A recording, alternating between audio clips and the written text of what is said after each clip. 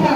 भारत को आजादी आसानी से नहीं मिली। हमारे देश के अनेक महान स्वतंत्रता सेनानियों ने इस देश को आजाद करने के लिए संघर्ष किया।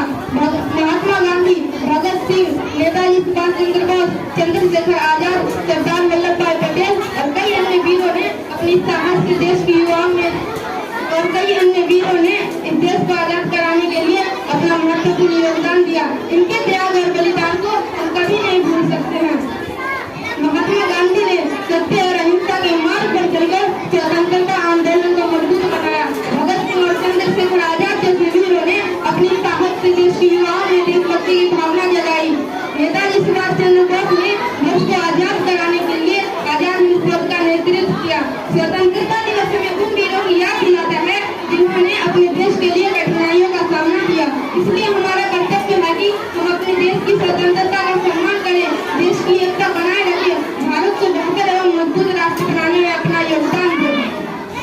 भारत एक महान देश है। यहाँ अलग अलग धर्म, भाषाएं, संस्कृतियाँ एवं परंपराएं होने के बावजूद हम सभी भारतीय हैं। हमें मिलजुल कर रहना चाहिए और एक दूसरे का सम्मान करना चाहिए। एकता में ही हमारी सबसे बड़ी शक्ति है।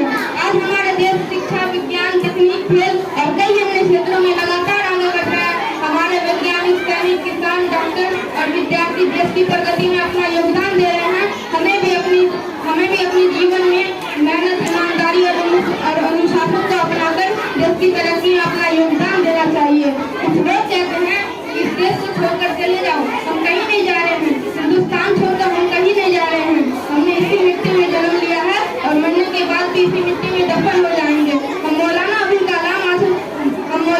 कलाम आजाद के वो शब्द याद दिलाना चाहेंगे जब मौलाना अबुल कलाम आजाद ने दिल्ली के जामा मस्जिद में खड़े होकर कहा था कि ए मुसलमानों, इस देश को मत छोड़ो। बुजुर्ग, तुम्हारे यही कसम है, तुमने इस देश के मुस्तकबिल के लिए जद्दोजहद